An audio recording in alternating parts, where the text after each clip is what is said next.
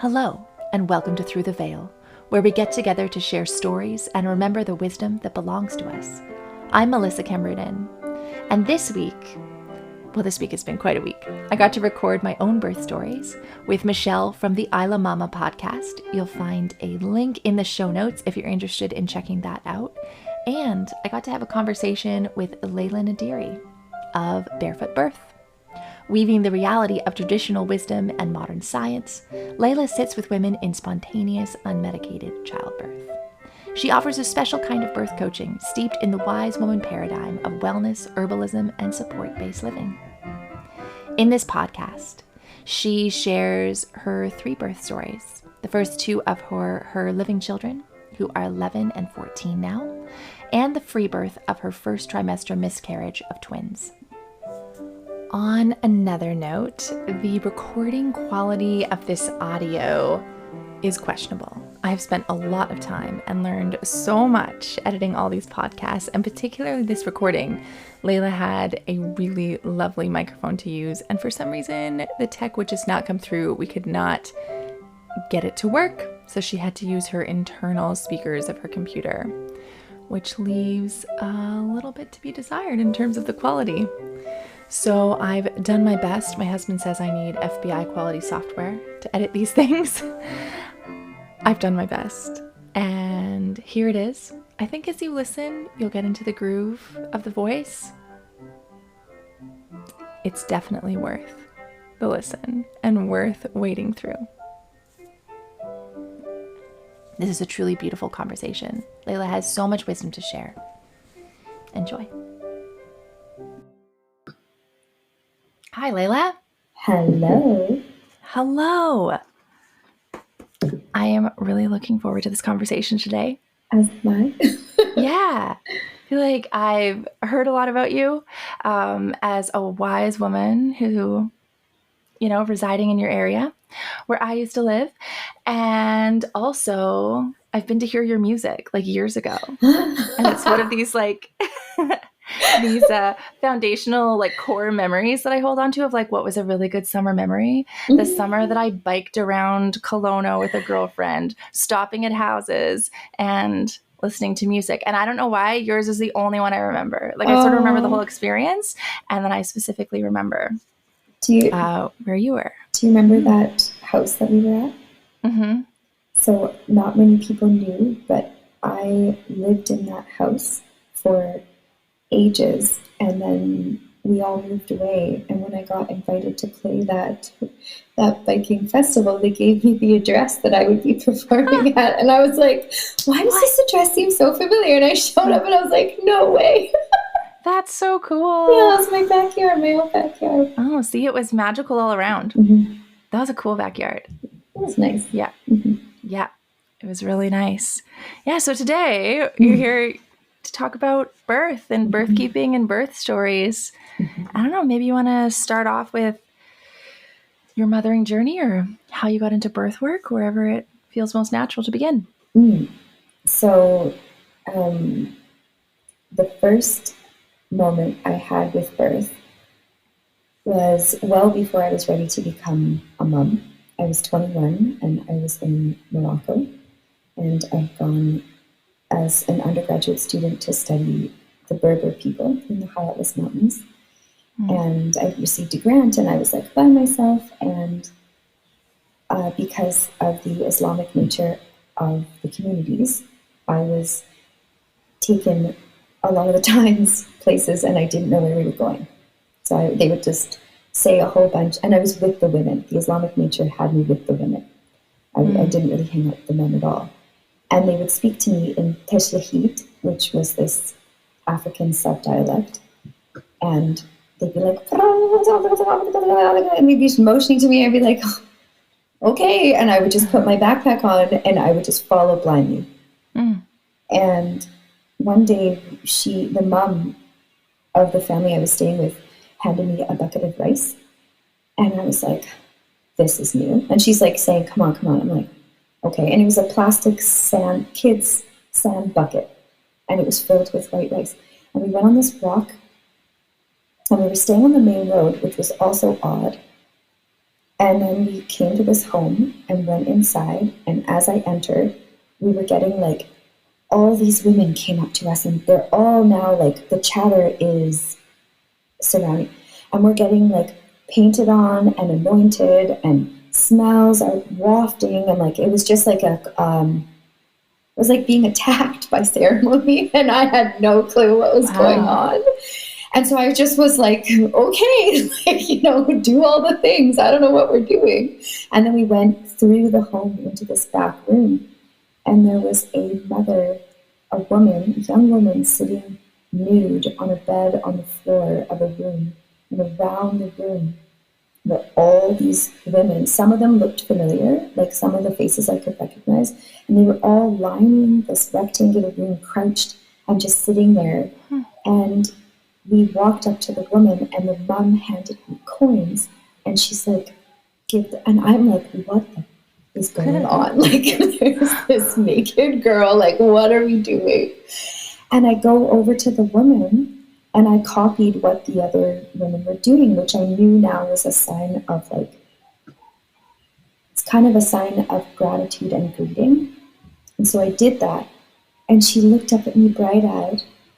And she looked down beside her and lifted a blanket, and there was a newborn 5-hour-old baby on the bed beside her. And I was like, what? Like, this is birth. And then it happened 2 more times while I was in Morocco. The second time, the mother that I was with was an auntie to a lady, and I'd already been to this house, but it was the same. I was being handed this bucket of rice, and I was like, oh, there must be a birth happening. And we go in, and the niece was there, and she was laying in this gorgeous sort of like bed, and happy and smiling and glowing, and there were all these like veils, and we had done the same anointment, and she's smiling at me, and her face is like sweating, and then all of a sudden, the other women who were like around her they're moving something up through the frickin' veils. And she's being passed her baby. Like, she was having her baby. Like, as we walked in. And she's all of a sudden like, there's this, and she's like classically mother looking down at her baby like, and then she looks up at me and with these eyes of like, which I've seen now so many times of like, I just freaking did this, I just did this. And I was blown away. I was, again, 21 years old, had never, And the third experience was similar, but in that we brought rice, but there was no ceremony when we showed up, and I was confused. And we walked to the back, and I could hear a woman wailing. And when we walked in through the room, there were not just women sitting around the edges, there were men too. And the bed where the woman was had all these elders on it. And she was holding her stillborn baby and rocking back and forth and screaming. And it was terrifying, but it was also, as a young, raised in Canada woman, to see the way that this stillbirth was being treated, in that she was surrounded by community. She was surrounded by practically everyone in her village was there in this small room, and there was food being passed around, and there was quiet chattering.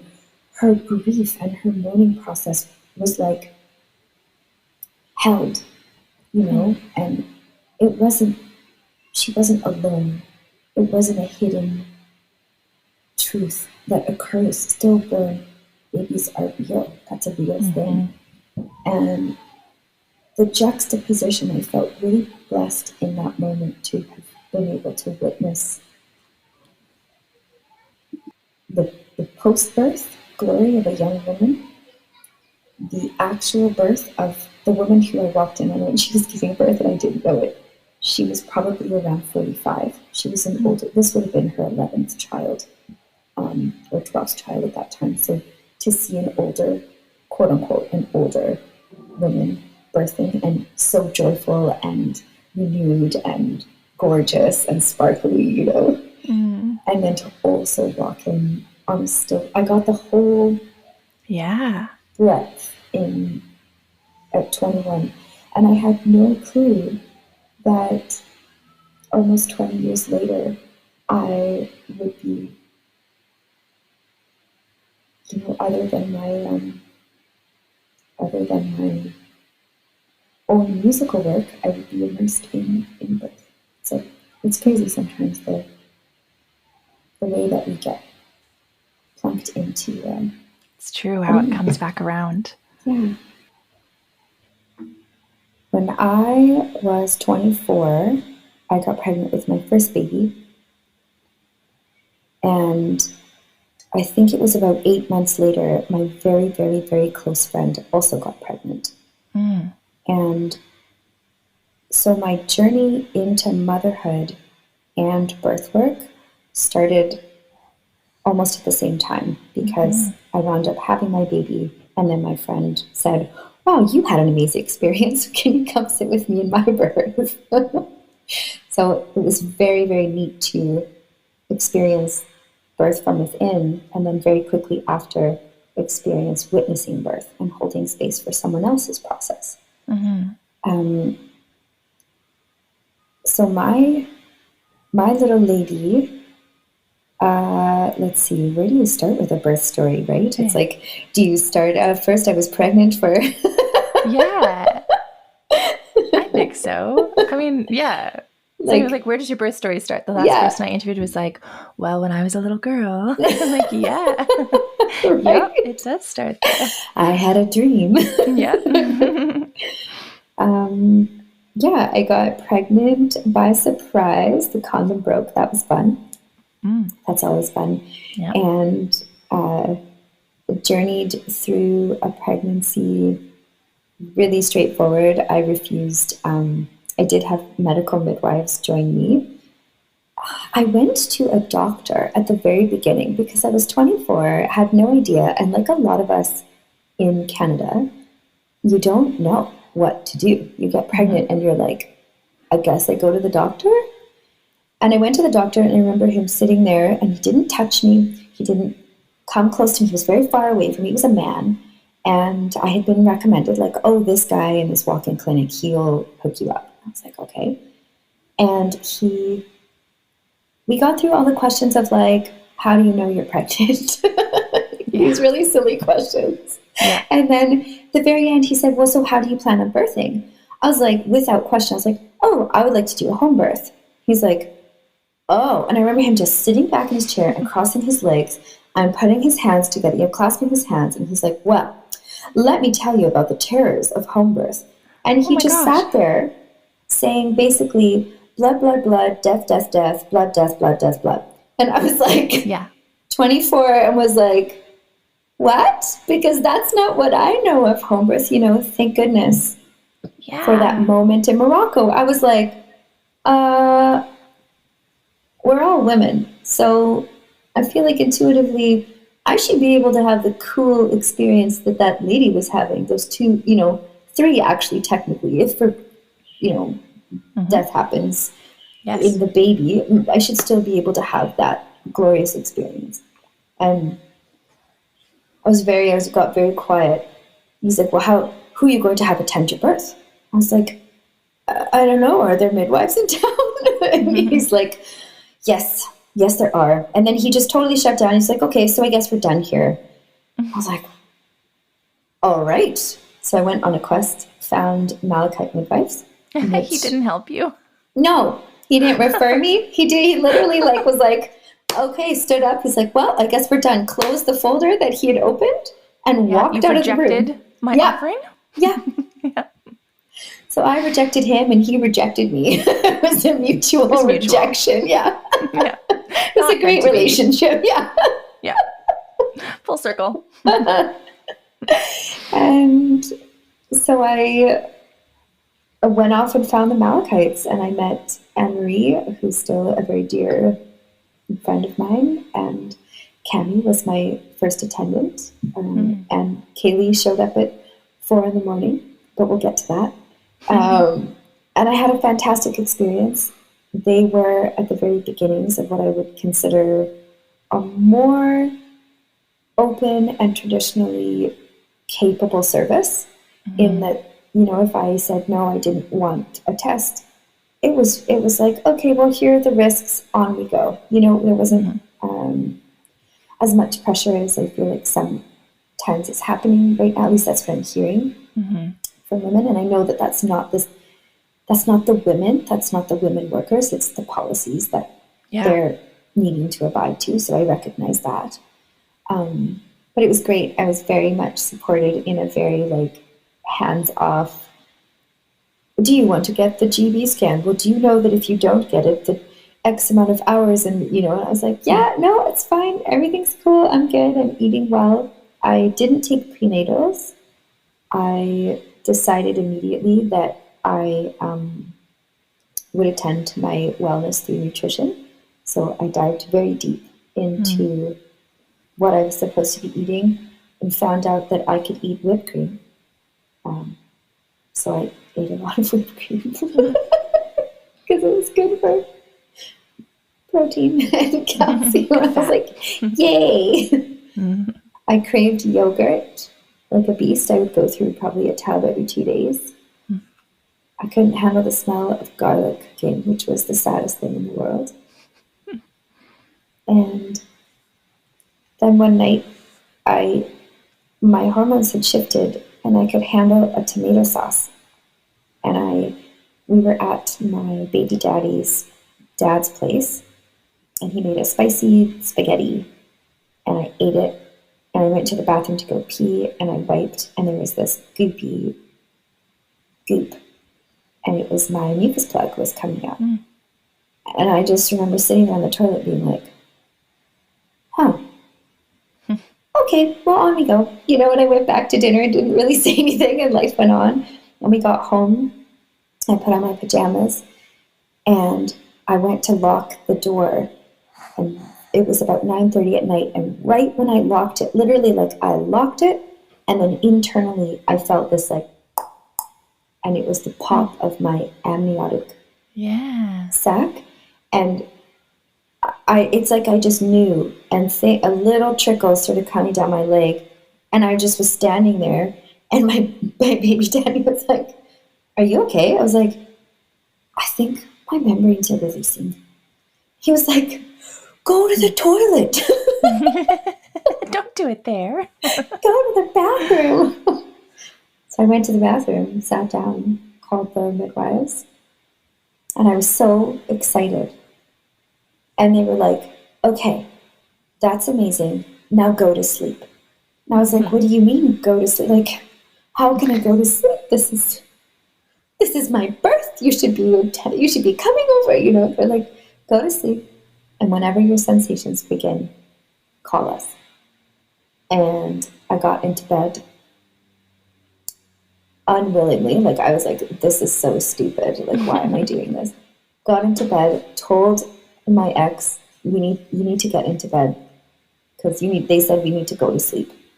He fell asleep in 2 seconds. It was just like snoring beside me. And I was just like laying there, like, oh my gosh, what is happening? And within about 45 minutes, I felt my first sensation. And it started rolling. My mom was in town. She was there. Called my friend who I wanted to come be with me. Called the midwives. I journeyed through an inactive process, I would say, for a few hours. They came over at some point in there. I remember they made a bath for me because there was water births, but it was going on 14 years ago now. And so it wasn't as like, you couldn't just like easily rent a birthing pool. It was, you just did it in your tub pretty much if you were going to do it. And I remember them filling the bath, and I was so into it in my planning of my birth. But I put one foot into that tub and and took my friend. I was like, nope. And I just turned around and walked out of the bathroom and went to my room. I had this big yoga ball that was about, I'm 5'1". The yoga ball was like about as big as me. And I swayed around on my yoga ball and life around me started disappearing. In that I was going so deep and so far away. So somewhere in there, I know that my active process began. And I remember opening my eyes at one point and, looking from right to left. And it was just these streams of light and color, almost like a acid flashback or something. And at some point in there, I felt like I wanted to push. And they had brought a stool, some kind of birthing stool, I think. And I sat down on the birthing stool, and I wanted so badly to push, but I don't quite remember actually how it went down, but all of a sudden, somebody was telling me I would like to do an internal vaginal exam because this is taking a while. And I remember feeling like, I don't really want that. But I didn't say anything at first, and then they said it again, and they were doing the heart checks. That was something I didn't know. We had options. I didn't know a lot of the things I know now. And they were saying the cervix might be stuck on my baby's head, which it's like, okay, now in my wisdom, I know that we don't push babies, they emerge. So if people had told me to stop pushing and instead breathe through those sensations, now I know that all our hormones go down into our perineum and make it very stretchy, which can then avoid tearing. Nobody told me that. So instead, they were encouraging a pushing, and I'm not saying that this is, bad. It's just that when you're a healthy woman, you don't necessarily need that management. And when you receive that management, it can make things go sideways. Whereas if you were just simply being supported in your natural process, chances are my cervix wouldn't have even been getting stuck at all because I would have been encouraged to take a deep breath. So she went, I let her go in. It was the most excruciating actual PAIN pain ever. Like, I was not feeling pain at all, even though other people looking in on birth might call it pain. I don't call it pain. I call it intensity. It is intense. Those sensations are no joke. But it's not pain like a broken bone or like the feeling of someone sticking their hand into your vagina while everything is supposed to be coming out. And she said, oh, I feel the cervix. It is stuck on the baby's head. Well, that scared the shit out of me. Excuse me. Maybe I won't say swear words. No, you're good. Oh, good. Fun shit. Anyways. It's like, that's how my kids do it. They're like, oh, a swear word? F, F, F, F, F, F, F. I'm like, okay. Yeah. But so does our 2-year-old right now. We have to just ignore it, because if you speak of it, it's just more. It happens, So it scared me. And she said, would you like me to remove the cervix from the top of her head? And I was like, yeah, like, of course. So she did that. And that, I think, pushed me right into transition.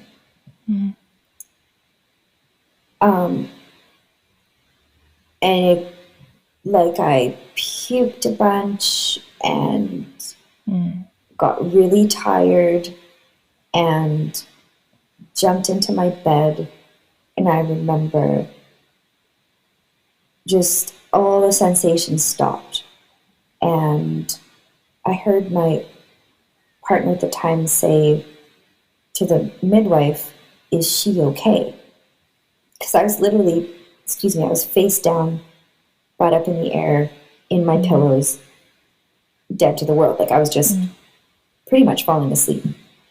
And I heard her say, "She's fine. Let's give her some space." And so she took my ex out of the room and she went out of the room. I had kicked my mom out hours before. So my mom was making muffins in the kitchen. Perfect. Yeah. Bran muffins, a great aid. Yes. And yeah, I passed out and I heard the coyotes howl in the distance. And I remember thinking, the only thing that separates me from those coyotes is this piece of man-made wall. If I was in the woods right now and I heard the coyotes and I didn't have the separation between me and them, what would I have to become to make sure that they didn't come eat my baby? And that was what was going through my head. And I was like, the answer was like, well, clear as a bell, you'd obviously have to become a crazy beast. And I woke up and came to out of that moment with the biggest sounds my body had ever made ever in my life. And my baby flew out of me like 12 minutes later. Like, wow. It was like the coyotes supported me in my beautiful home birth, unmedicated, relatively spontaneous, save the internal smush. And then she came out. They said her eyes are wide open. She's already taken a breath. And her head was like out, and she was apparently just like blinking away, like hello. And I did wind up having minor internal tears, 2 of them.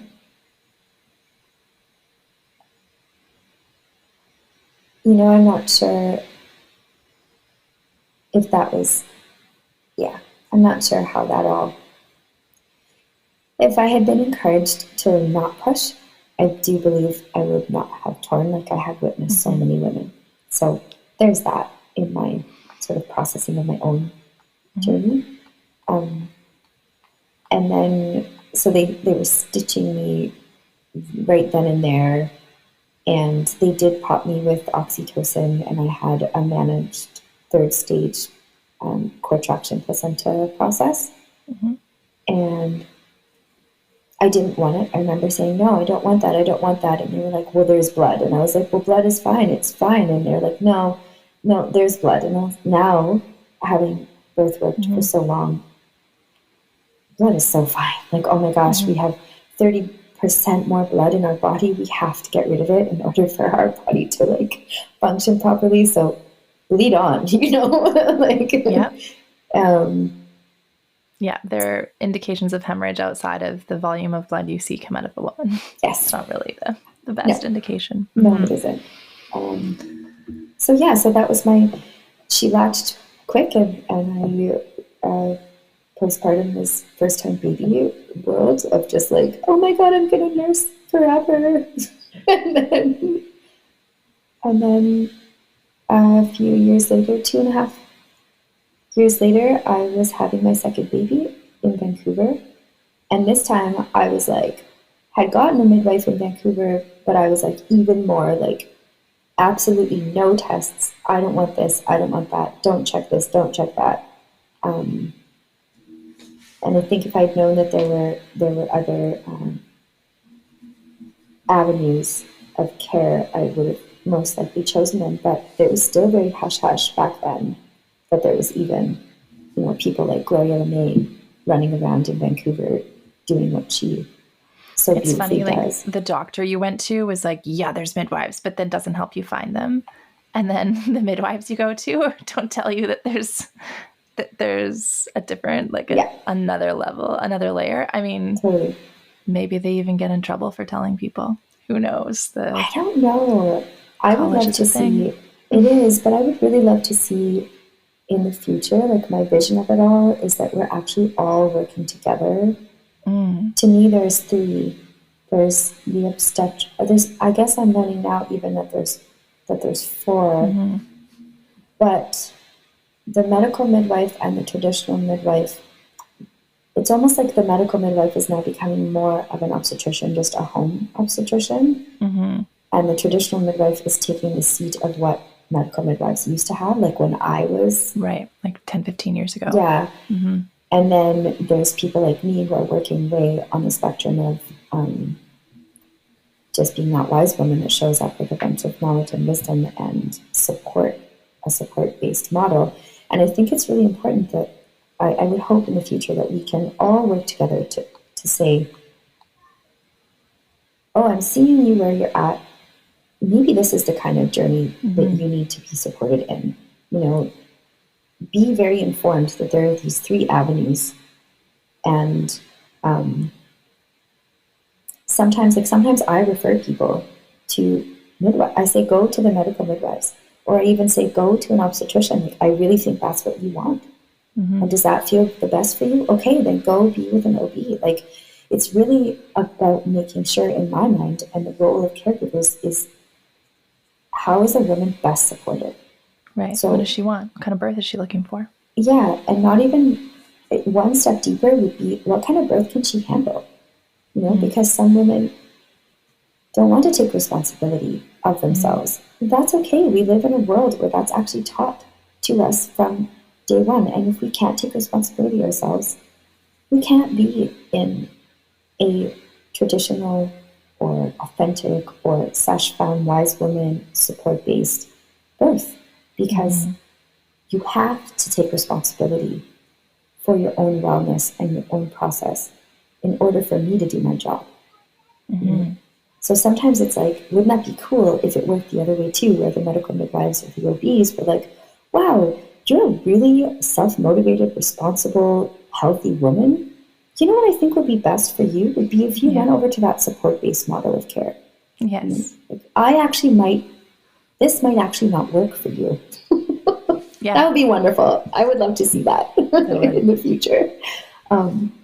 Anyway, so yeah, my second birth was very much more, I was like hands off completely. I started at midnight with a few sensations that were very light. I didn't wake up my ex, who had already, he was apparently asleep in both my processes at the beginning. I hadn't woken him up, and I took a shower. I was like, I know, I'll see if this is the real thing. And I took a shower, and they were maybe about 10 minutes apart. It was like, it wasn't really speeding things up, but they were there. And then I was like, I know, I'll dance. Like, I'll make this happen. I want to have this baby. I put on headphones. We had iPods back then. And I put on like Shambhala style break beats, you know, like drum and bass. And I was naked, and both my babies went over, quote unquote, by about 10 days. So I was huge and just perfectly round. And I was naked in my living room with iPod and my headphones, and I was like, like, it was just like full booty shaking. Oh, so good. Oh God, it was so good. I did that until 3 a.m, and nothing was picking up speed. And I was like, now I'm tired. I'm like, okay. And I remember telling my baby, I was like, if we're not doing this tonight, Mom needs to go to bed. And I swear, like that, everything stopped. And I was like, okay, I'm gonna go to bed then. And at the sound of the alarm clock at 6 a.m, so 3 hours later, I got the biggest slam of a sensation. Like, it was like beep, beep, beep. And I was like, boom. And I just looked at my ex and like, we're having a baby today. Like, you are not going anywhere. And I called the midwives. They didn't get there till 11-ish. No, they got there at 9 a.m. And we couldn't get a hold of the woman who was my friend, who was supposed to come pick up my 2.5-year-old toddler. So she was running around doing her thing. I was making muffins. I remember that. It was my turn to make muffins. And I would hold on to the edge of the sink because I was just at the kitchen making muffins, doing dishes, whatever. And the midwives were there. It was 9, and we were chatting and we were having conversation. And then when a sensation would come, I would just grip the middle of the two basin sink that we had and just belly dance and squat and wiggle and like moan a little bit. And then I'd be like, so anyways, so like, how's your, like it was just right back to that stage. Yeah. And then 11 o'clock, my little girl got really tired and Papa put her for a nap. And as soon as she fell asleep, I popped into an incredibly active process. I puked again. I puked a lot in both my births. And it's like immediate puke. Like a woman just 3 days ago, I went to a birth and she was vomiting and she stops vomiting. She's like, well, like, normally I can be like, oh, I have to get to the bathroom. She's like, I could not help that. Yeah. Everything out. Everything out now. Get me the bowl. Yeah. It's a different kind of vomit. Anyways. It's true. 2 of my births were like that. And then third one, nothing. And I was like, what? Like, yeah. It's crazy. It's crazy the variety, even in one woman. Mm-hmm. But yeah, so my friend wasn't around. My baby falls asleep. I start vomiting. I remember at one point standing up, I had my right leg lifted in air. I was just balancing on one leg. Wow. I was puking into a bowl that the midwife was holding for me. And she was like, I can't put my leg down. Oh. And she said, honey, okay, well, we're going to help you get over to the couch because this is not, you're going to fall, And they just helped me, the midwife and my ex, with holding my leg, and I was like kind of scooting and hopping, and they're like pretty much just plunked me on the edge of this couch. And my little girl woke up. She was not happy about what was going on. She started crying. And I was like, I can't handle this. Like, I can't, oh my God, make her stop crying. Like, it was just like too much. And we had a very small basement apartment in Vancouver. So there wasn't really, she couldn't go anywhere, and she didn't want to leave the house. And he didn't want to leave me because he wanted to stay. And then we get this knock on the door. And a very small apartment, the door is right there. I am full on squatting off the edge of my couch in a full birth process, and the door handle starts opening, and I'm like, this better be freaking good. And my friend walks in, and she had received all of our text messages, and she had just come over, and she walks in, and she's like, oh my God, what? She looks at my kid, she's like, get your boots on. Where's your backpack? And she's like, Auntie. And like the kid's energy changes immediately. Fixed. And grabs her boots. She's like, bye, Mama. Off to the park.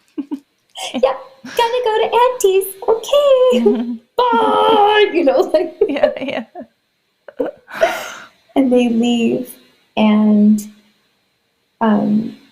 I remember immediately my hips started seizing. I really wanted to have them I just wanted to be my body wanted to be as open as possible. So I was kind of squat sitting on the edge of this couch. Like my feet were up, but my hips started seizing, but I didn't want to put them down and I didn't want to put them up. It was just that moment in birth that sometimes happens right before baby comes. So that transitional moment when in my first birth, I fell asleep.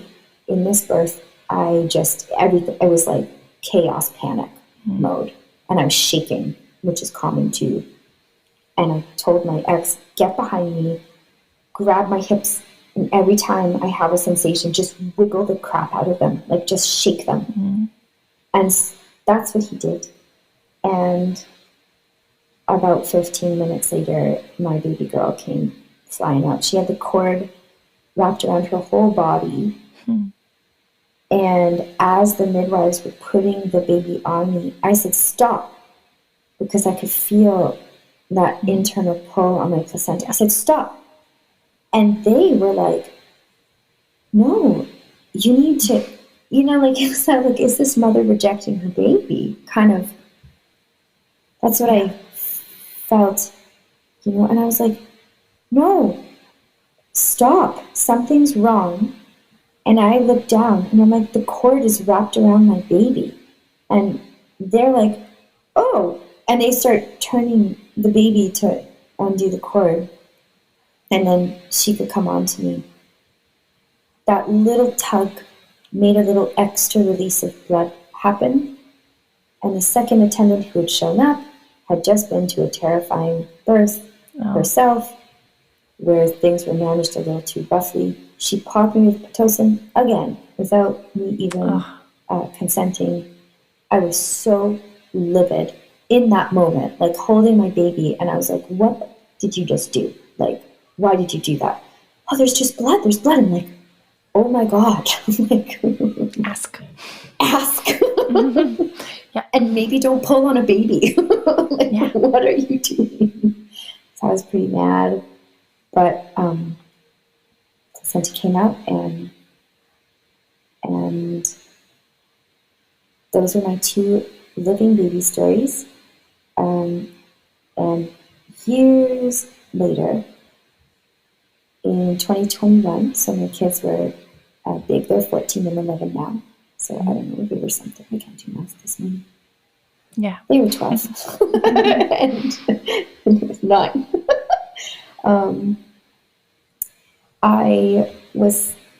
My life changed a lot during the pandemic, as most people. And up until 2021, I'd attended my friend's birth 8 months later of my first baby in there. And then I'd attended another birth and another birth. And so through my early motherhood, I was also sitting with women as a doula beside medical midwives at planned home births. I attended births in clinic. I attended births that were at home. I attended births that got transferred to hospital. A few of my friends wanted to start in the hospital.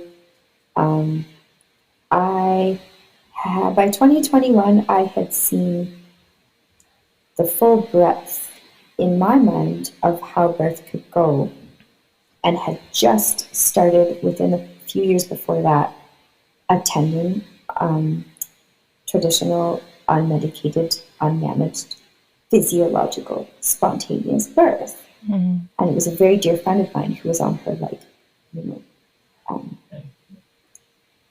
don't know how many babies.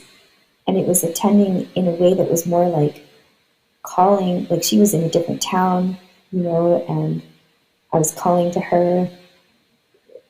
We were talking about birth and how wild it could get. And then there was a baby, so it was a lot of starting to hear a lot of stories and a lot of oh, this is something I really feel like I would like to start doing. So I was getting my first clients, but I wasn't charging anything because I knew that I was learning. And it was like pretty much sitting in the corner kind of watching these women do it. And at some point I was like, this is actually really cool. And if I'm going to do this more seriously, I should probably get trained. And so I took training with Gloria LeMay and loved a lot of what she was teaching. There were some things that I didn't really personally feel comfortable doing. Like I felt like there were lines of this way and that way being crisscrossed, but I also recognized that for instance, inserting a catheter is something we can do on ourselves. So the idea is, well, you can do that then for a woman. And I agree, I get that that's what you could do, but personally, I don't know, maybe I'd rather be working on the front side of making sure that the woman is peeing lots and, but I don't know, maybe sometime will happen when that's something that I wind up offering more. Anyways, that's another discussion entirely. So I got some training, and while I was getting trained, we had to get a test client, and one of my, not a test client, but a practice this interview process on a woman who's pregnant. And one of my very good friends was pregnant, and she was working with the medical midwives. And while I was doing all of that, I got pregnant. And I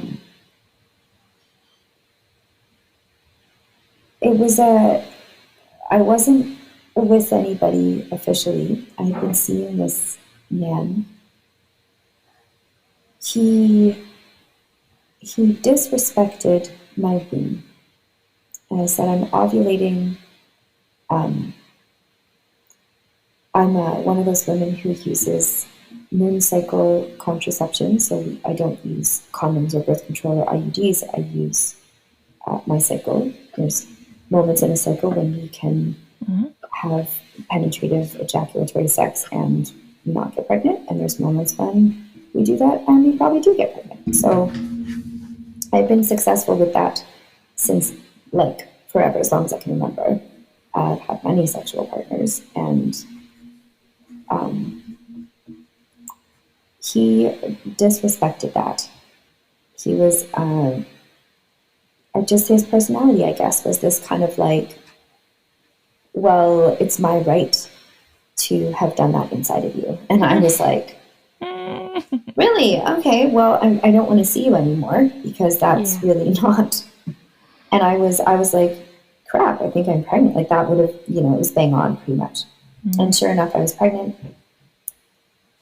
And I went through a lot of thinking, and I decided that I would trust that if the baby was meant to be, that I would just have this baby. And I knew I was really well supported by my family, my community. I was like, okay, I could do this. Like I could do this, and he doesn't have to be at all involved. And I told him that. I was like, I'm pregnant, and I don't want you to be involved. And because of the asshole that he was like, okay, fine. And I was like, cool. Okay. Like, this is now what I'm going to do.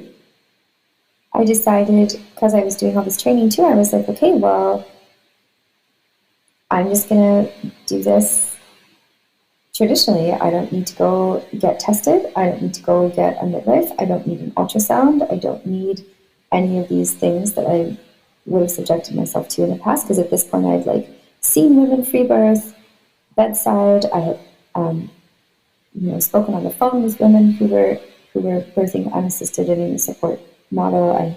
I was pretty gosh darn confident that like I could do this too. And so I started taking care of myself in a way that was more like pregnancy care, where we're adjusting our diet to and everything. We're adjusting because we're not ill. We are very well, but we are also not the same physiological creature when we're pregnant, and we have to make those adjustments to nourish what has shifted.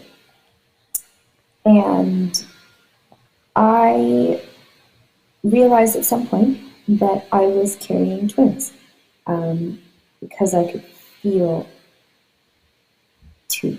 I could feel two balls of energy within me. And I remember my mom being like, you should go get an ultrasound. I don't know if that's, the case. But at 3 months pregnant, I looked like I was 7 months pregnant. Like my body, and it wasn't just expanding because it was my third pregnancy. It was like measurements were like, oh, this aligns with how twins go. Like you just boom, like you just grow really fast because there's two. And I read a lot about carrying twins, and so I was pretty sure. And then I was like, it was a whole another round of like, am I now going to have twins? And I asked the man, do you have twins in your background? And he said yes. And my mother had stillborn twins between my sister and I. So on both sides of this genetic combination, there was a possibility. And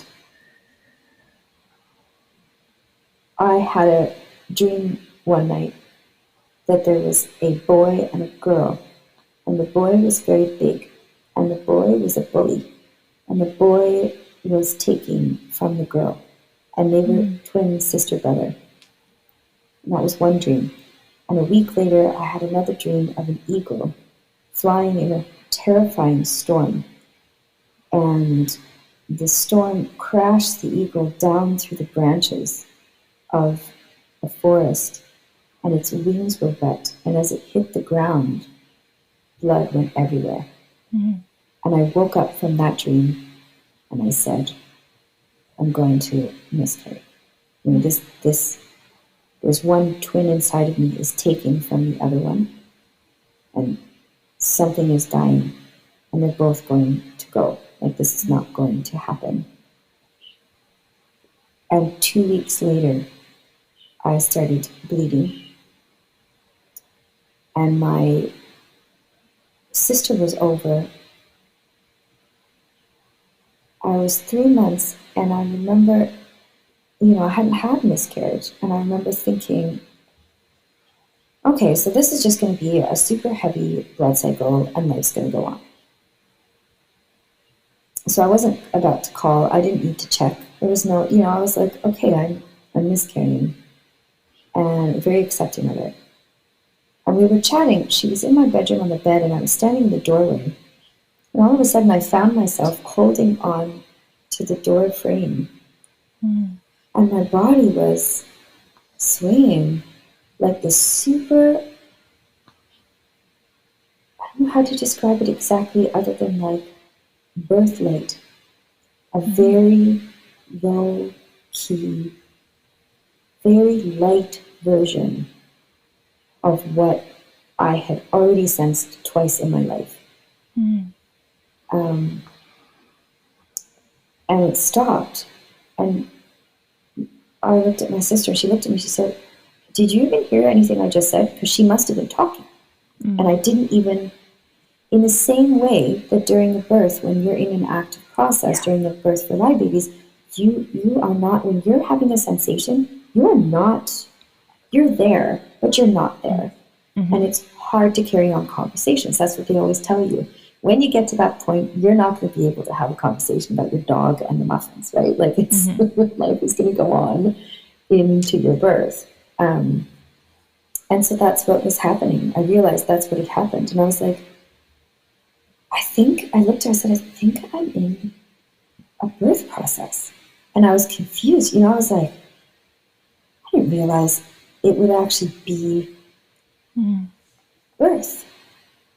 Because that's not what was shown on the media TVs, whatever, movies and stuff. We're just shown terrifying blood everywhere and the woman screaming and crying and, oh my God, I wasn't I never knew it. And I'd known women who'd miscarried, but we'd never got into the talk or the conversation of what it actually felt like. And chances were those women were medically managed through their miscarriage. They were given pills and observed and blood tests. And so I wound up, she looked at me, she said, listen, I love you, but this makes me really queasy.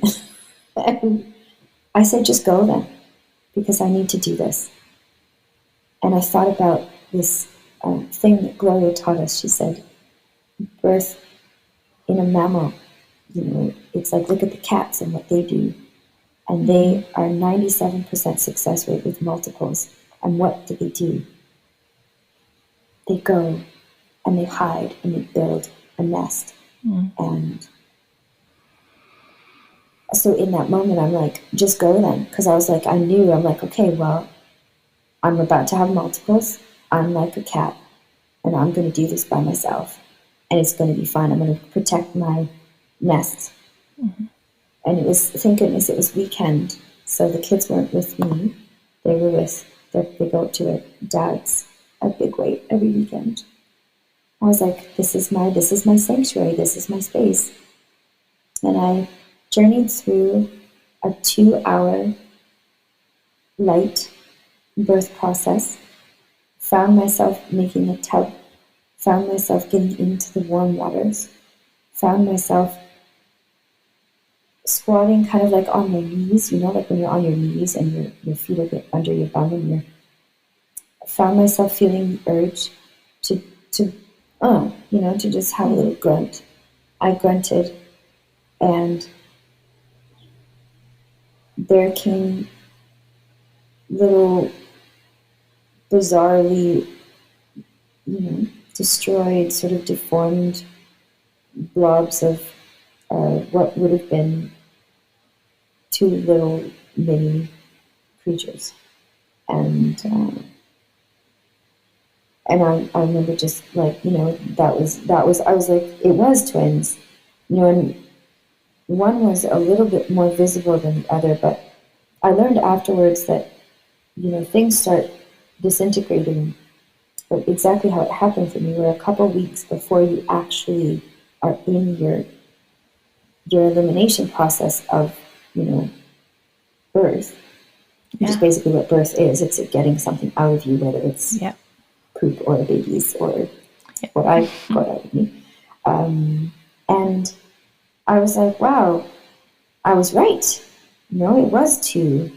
And and I went and peed. I had to pee, so I sat down and peed. And so I was so angry at that man. And then so angry at his seed that would have created something that could eat another thing, because that's what my dream had told me. That I did not bury it at all. In the moment I put it in the toilet and flushed it away. And to this day, I wish I would have been able to see through that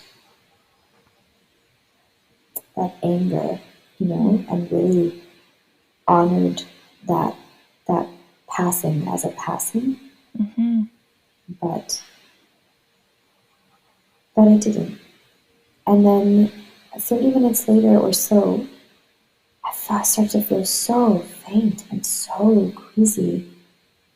And I was like, and I was bleeding a little bit. I put a little cloth in, which is normal, like we're going to still bleed. But I felt, wow, I'm getting so queasy. And then I thought, oh gosh, I'm by myself. What if I faint? That would be freaking ridiculous. So I thought about, what do I do when I feel faint? Well, drink some juice, get some blood sugar, do the right, and then lay down, put your feet in the air, like take care of that sensation. That experience alone has supported me. Just that one bit about feeling faint and then attending to the faint feeling, in terms of being clear-minded enough to support myself, has offered me so much strength and wisdom when similar situations have happened in traditional birth. And just as a side note, we often forget that there is no emergency in birth, hardly ever, and in terms of the traditional spaces of birth. And that it's only moment to moment. And if you really truly have supported yourself to be clear-minded enough to arrive in every moment, you're going to take care of your body just the way you always do, because nothing's wrong with you. Everything's fine with you. And you know exactly how to take care of yourself in your regular life, and so why wouldn't you know how to take care of yourself in your birth? So that was a great gift to myself, to be able to learn that intrinsically. I felt queasy, I laid down, put my legs up in the air, and then all of a sudden I felt like, oh gosh, I feel like I want to push again. I had completely forgotten that there'd probably be a placenta. I just totally forgot. And I jumped back in my bath. I thought, was it triplets? That was the first thing in my head was like, is there a third block? What else could there be? Yeah. And I got back into my bath and grunted a little, and nothing came out. And I went and sat on the toilet. And that's classic,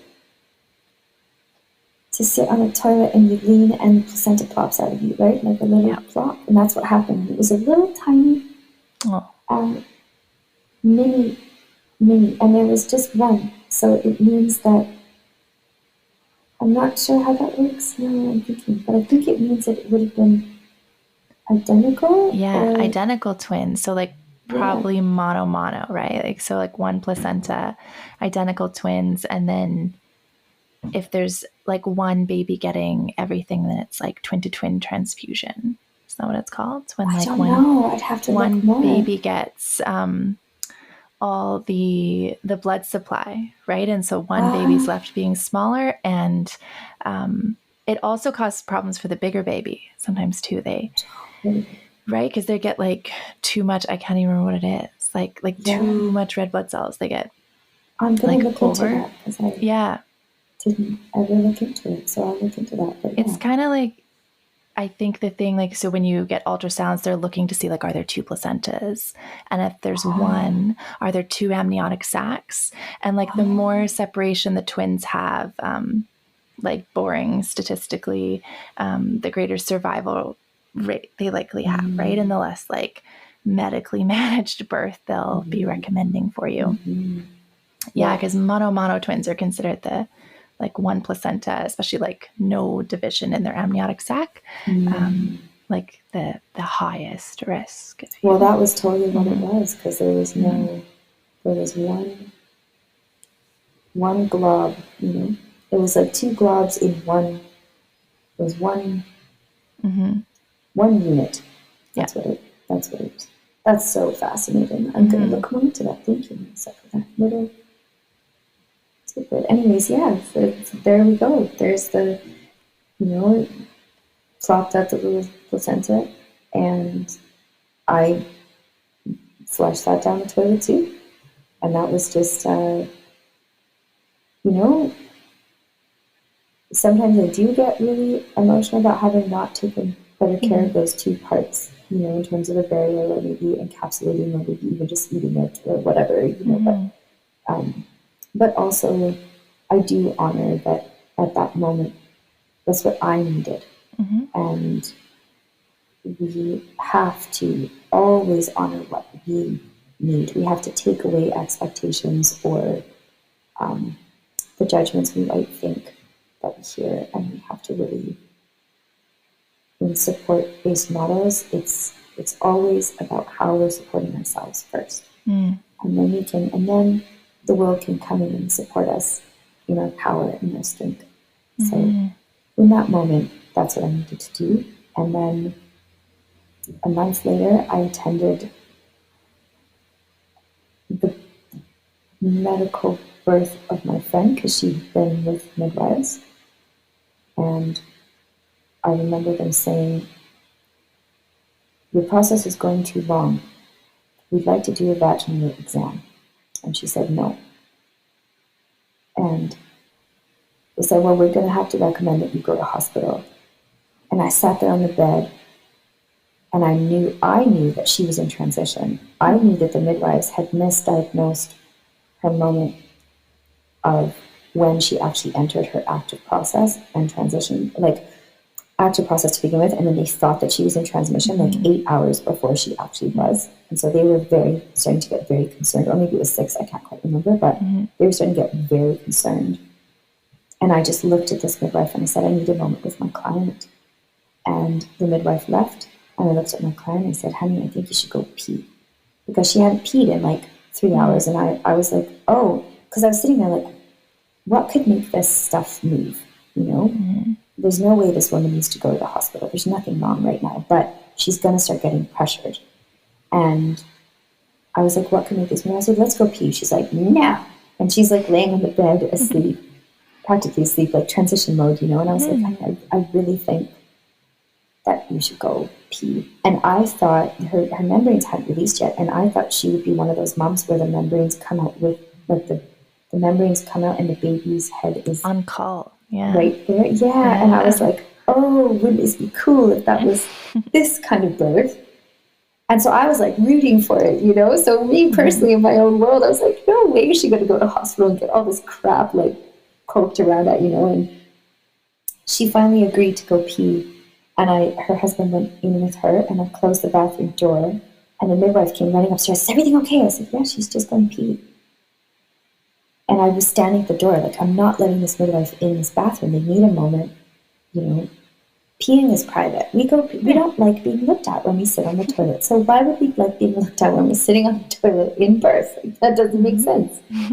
And she peed, and I heard the father say, "Ah!" Like, he like kind of screamed, and I was like, "Is everything okay?" He's like, and I hear her entire energy has shifted, full on aware, awake, world mama, in what happens when baby is so close to perineum that we get that surge of newfound energy because baby is soon arriving, you know. Her membranes released all over her husband, like explosive membrane release. He was soaked head to toe because he'd been squatting, and it just like covered him. And then everything changed in the midwives, and I realized in that moment that medical midwifery care, not in a judging that it's a bad thing, but it's very much like the Choose Your Own Journey books. And they are checking boxes, and then it says, according to their liability policies and the policies with the College of Midwifery, and everything that they have to abide by, they check a box, and it says, is it this or is it that? And you check the box, and it says, go to page 5. And then you go to page 5, and it's like, the end. I would always just read them to try to make the best. I don't know if you ever used to read those books, but I'd always read them like and be like, no, I refuse. I'm going to find the exact path forward to the end. Right? Like, I don't like that one. I reject that. I don't like that. I'm going back to it. I don't care. I don't care if that's against the rules. So that's what I felt like. I was like, no, I'm rejecting this. We're not going to the hospital. That's not the option. Ask me again. Ask me again. I'm going to go back to page 1, and I'm going to change the answer. And sure enough, 45 minutes later, beautiful 9-pound baby boy was born at home. So I decided in that moment, having just experienced my own complete unassisted miscarriage, which in hindsight, if I'd had someone there, I probably would have felt a little safer about the moment where I had felt fainty. I would have loved to have the support of someone else being able to pour me a juice, someone else being able to cut me an apple, someone else being able to bring me a pillow for my head. You know, that is support-based care. That's what it is. You as the person know what's going on. You as the mom know what's going on, know what you need. You're responsible in that. You're not afraid of yourself. You're not afraid to speak what you need, and you say what you need, and the people around you come to support you. So because I saw that in myself and the value of that invisible person that I didn't have, and then being in a situation where I saw what could have so easily gone right into a hospital and been complete and utter directly toward a cesarean because popping memories and like, oh my gosh, the amount of things that they would have thought and said by then. I stopped working beside the medical industry completely, and I just dove headlong permanently into no more medical births. And I knew from what I had experienced before, you know, witnessing a few women in their process, in their traditional process, and then taking some training, and then witnessing the sort of like, ugh, you know, and it was like the whole cluster right there from about, I'd say 2018 to 2021. Just that last moment with that midwife just tipped me right over. Done. I was like, no, never again. Full respect, women who need medical management. There's a reason for it. We live in a crazy society, and the medical system is there as a service to us when we need to use it. But currently, I did my numbers. I'm at a 99.2% success rate in terms of women. Just trusting women. Just safely doing their gorgeous, natural, we got a baby thing. Yeah, choosing your care provider is another, like, it's the beginning of the choose your own adventure. And part of my mission in this podcast is just that women know what adventure they're choosing, and it's totally fine, whatever Yes. adventure you choose. 100%. But know that, like, when you hire a surgeon as your primary care provider, you're likely to end up with surgery, right? So you hire an obstetrician, that's probably the adventure you're choosing. And when you hire a registered midwife or a medical midwife, like, what does that mean when you're choosing if you were to hire a traditional midwife or if you were to go unattended? And sometimes, like you were describing, how it might have been nice to have somebody there with you in the birth of your twins, right? To like pour the juice to. And sometimes people think that's what they're getting when they hire registered midwives. And like, I mean, it could be. Like, of course, there's like diverse people in there, Spectrum for but sure. generally not. Like, that's not what they're trained to do, right? Like, they don't go to 4 years of university to pour juice, right? They have a really particular skill set that they're bringing. And if that's what you're looking for, then that's what you hire. But if you do want the woman to like knit in the corner and be the wise woman and pour the juice and like that kind of thing, you're looking for something different. It's really important. Else. It's really important to make that distinction and to keep that distinction very forward, because you're right, there's like a lot of confusion, and I love that you're bringing that advocacy forward, because it's really truly about what best supports a woman. And I tell potential clients often that this is not about being against something. It's actually about understanding what you're for. And when we understand what we're for, we stand rooted in what we're for. And sometimes, surprisingly, we can find solutions from this place of rootedness in what we think we're against. We can find solutions that still support and align with what we're for. We can find solutions in our enemies. And that was a huge lesson that I learned in a birth 4 or 5 births ago, where the woman birthed very rurally, and I was the only and primary support person, which was often the case. Like pretty much every single birth except maybe 1 or 2 where there was a doula as well. And she birthed a 4-pound, 13-ounce baby. He was very tiny, and he coughed, and then everything kind of stopped. He was still connected to umbilical cord. This is hard, heavy, I mean to say. In that, when I looked at the baby, I thought to myself, that's a dead baby. And I immediately looked at the woman and realized she was still going to birth her placenta, and that now I needed to focus on that process. And it wasn't that I wasn't doing anything for baby, it's that I trusted mom to find her way to baby and baby to find its way to mom. I knew they had time. But for me, getting that birth herbal tea to mama after birth is a part of my support. And it was in the kitchen. So mom said, I don't think everything's okay. I said, well, what do you want to do? Because baby's still attached to umbilical cord. So technically baby's still getting oxygen. So there's a chance that pretty good chance that everything's going to come online. And she said, I think there's something, I think he needs help. Like, I want to suction his lungs out.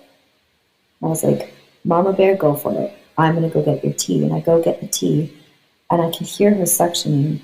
I was like, whew, I go, maybe we should not suction so hard. But either way, she was doing what she felt she needed to. And this is a VBAC at home. So she had been refused home birth care by the medical midwife system because of high risk, quote unquote.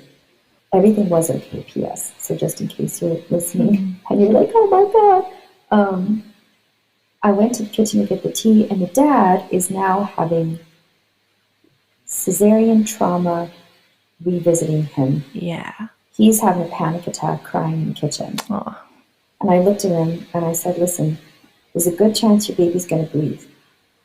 If you want medical management, this is the time to call, because we were 20 minutes outside of, we were a 40-minute drive from the Vernon Hospital. So I was like, this is the time to call, because they're going to have to get here first, you know? And he was like, okay, I will call them. And I went back to mom, and baby still was not really coming online. And I checked his little reflexes, and he wasn't grabbing, you know. And I looked at mom, and she leans back like this to have a big sensation for her placenta, and his little mouth was open. And I just leaned right over and gave him a little breath. It was so instinctual, Melissa, like I didn't even know I was doing it, but had been trained in what that all looks like. And I thought, I'm a vocalist. I have perfect control of my lungs. I know exactly how much air to pop into this little baby, because that's the concern, is like, don't blow too hard, because their lungs are so tiny. And that was in my inner voice, was like, oh, but careful. I'm like, no, we know how to do this. And I leaned over and I gave him a breath, and I saw his body move. And I leaned over again, I gave him another breath, and I tapped his little chest, and his eyes flew open, and he came to before the paramedics arrived. The paramedics arrived and sat and attended in the living room. Yes, there was all kinds of stuff now and connections and things happening to a 3-hour placenta process. She didn't want to be managed. And at some point in there, it came out that she was for not getting a blood transfusion. I didn't know that. She was for not getting a blood transfusion. I said, oh, wait a second. We have to focus on what we're for. The medical industry that was in her home wanted to take her emergency to the hospital. I kept saying, there's no emergency. There's no emergency. And she doesn't need to go to emergency. And all of a sudden I realized, well, if she doesn't want a blood transfusion, now considering there's been so much stress, we're no longer really in a traditional birth setting and energy. So in my world, now there's starting to be risks of potential hemorrhage, simply because the stress levels. And I'm not going to ignore that. But this woman doesn't want a blood transfusion. Okay, if there's no emergency, and here's where I learned my lesson, how can the medical service support this woman and what she stands for? And I was like, I know. I looked at the paramedic. Can you call the maternity ward and ask them if they can do a 3rd stage plus management for her? That's popping of oxytocin and potential cord traction to bring that placenta out in a space where there are other options other than blood transfusion if she were to begin to hemorrhage. Because we were so far, if she began to hemorrhage, chances of blood transfusion would have been high. She's saying she would refuse. I'm going, oh, I'm going to deal with a dead mom? Like, no, this is, or is that what you want? And she's like, well, no. I'm like, okay, then we need to So just to say, long story short on that one, is when we sit rooted in what we're for, we can find solutions in what we think we're against. And that was a big lesson for me. Because until that point, I was like, screw the system, nobody needs it, blah, blah, blah. Like that was my own, you're an enemy against, for you, us, them, kind of thing. In my own mental framework, realizing it and learning deeply that there are moments where we are blessed with a choice to use a service. And blessed as in, depending on what we're standing for, how can we make the best out of a situation? And we have that ability in this society. We've set that up. So some places you wouldn't necessarily have a choice, and you'd be for something, and that there would be your journey into death. And not even saying that a journey into death is bad, but I don't think it's instinctually what people choose. Humans move to life quite quickly when given the choice. And that's just something that sits there, So it was very neat to learn that that even from a support-based model, you can use the services that a medical system is providing if it looks like the best way forward. And she wound up getting a salt drip, which held her blood pressure up, got baby on her chest. Baby's fine, by the way, PS, right? Like, he's been breathing. He's a gorgeous little boy. And she apparently birthed small babies. She told me afterwards that her first baby was small too. So she went to the ambulance, went to the hospital. They did a bit of cord traction. Turned out the placenta was just sitting there ready to plop out. And we could have probably done, I learned a lot of what we could have maybe done. She could have even done at home in terms of giving a little tug and seeing herself, trusting that she would know not to rip things out of her body. You know? You do know, right? You can actually feel it. Exactly. Like with my last baby, I just used a little cord traction myself, and it's not the same. You know, there's like this warning, like you can rip the cord out, like if somebody else does it to you, but you can feel what's happening inside your body and outside. Like you won't hurt yourself. You wouldn't do that in any other way, right? You would trust yourself with any other sort of thing. You know, you can feel it all. Totally, you can.